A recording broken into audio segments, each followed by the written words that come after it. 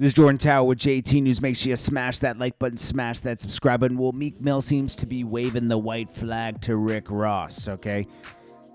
Now, he didn't post Wale's album when it came out. Or maybe he did late. But I'll tell you something. Him and Rick Ross aren't getting along. Okay, Rick Ross took a little... You can interpret it as he took shots at Jay-Z, took shots at Meek on Little Havana. Now... There's been rumors that have been kind of slightly confirmed that, you know, Meek Mill and Rick Ross got into it at Live. Meek didn't want him in his section. Meek Mill publicly said he was never paid off of music a month ago from his label, right? Which is, his label is MMG/Warner Brothers. They're both responsible for making sure he gets paid. So he publicly embarrassed Rick Ross, right? Feeling the confidence from having Roc Nation behind him. But do you think Jay-Z approved that tweet? Probably not. You know, Jay-Z moves very low key. And if you're going to make a statement like that, you do it in court. You don't do it on Twitter. That's not going to solve anything. Just like Meek Mill trying to get jets on Twitter with his fans. His fans aren't flying. Most of them aren't flying in private jets. I would say 99% of them are not flying in private jets. Doesn't he make music for the trenches? He's friends with billionaires. I think they have better private jet connections than his fans, right? So Rick Ross, he puts up the album cover. And he announces that it's coming out tomorrow. All right, we already knew that. So, what does this mean? It means that Meek Mill's probably trying to make amends, okay? Because things are... It's not a good move to be signed to a label and be at war with them.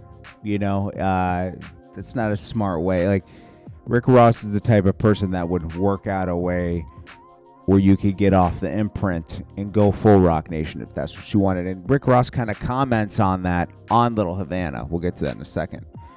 Right here, Rick Ross is probably saying, you know you're signing me for another album, right?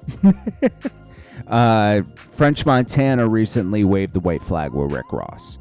You could tell me that there was no problem there, but there was. In 2015, when Drake and Meek went at it, French Montana clearly took a side. He took Drake's side. So did Khaled.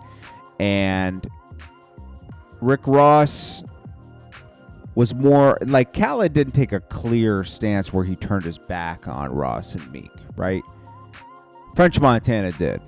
Okay? And that was addressed when Meek Mill pressed French Montana at the Philly concert. That was never filmed, but it was confirmed. Then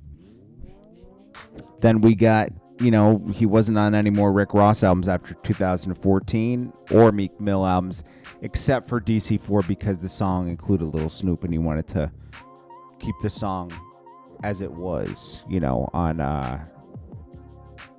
DC4. So, you know, French Montana in the recent interview was like, yeah, me and Ross are cool. And I'm sure they are. Ross is forgiving, you know, so...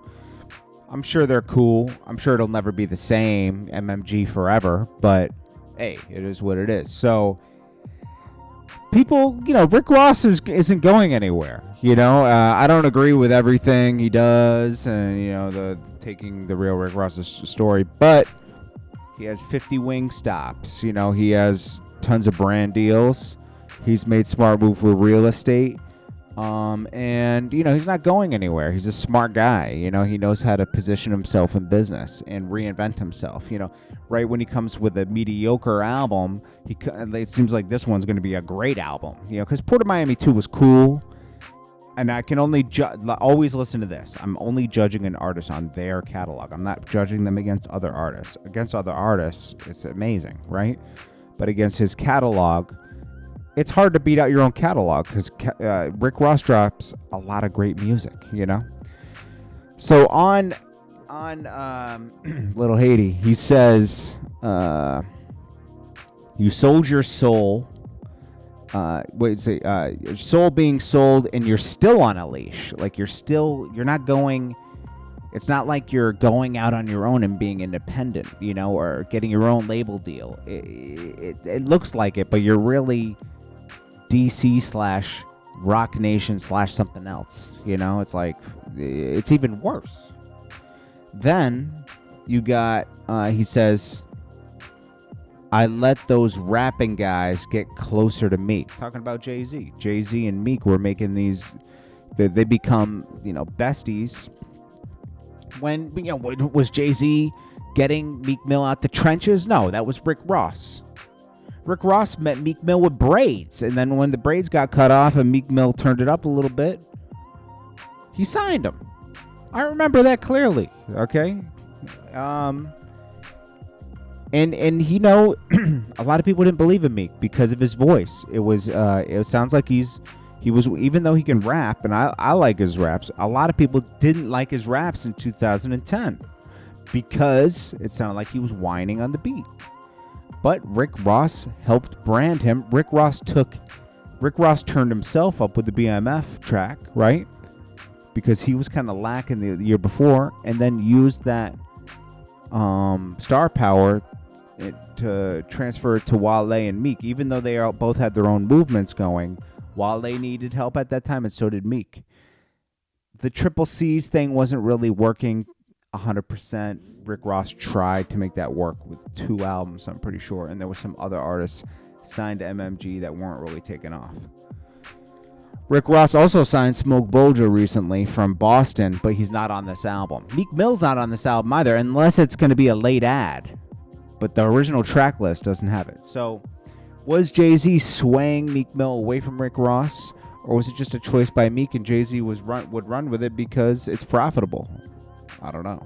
I mean, they are doing great things with jail reform, you know, so maybe it made sense to do business. I don't know. Rick Ross, did he diss Jay-Z on that? Maybe took a little pop shot, but, you know, Rick Ross will never go against Jay-Z because Jay-Z gave him a chance when Jay-Z was CEO at Def Jam, where he was the head, you know, president of Def Jam.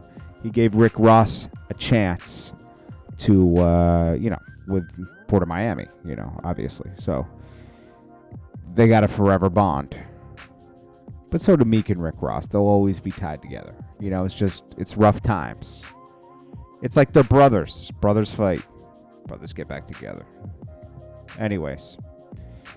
What do you guys think about all this? Do you think that French Montana and Meek Mill realized, hey, wait a minute, we didn't elevate to the level Rick Ross did, and taking a position against him isn't beneficial? I think so. This is Jordan Tower with JT News. Make sure you smash that like button. If you want to run ads in the channel, it's jordantowermedia@gmail.com. Make sure you hit me up, and we'll work it out. I appreciate you guys. Smash that like button. Peace.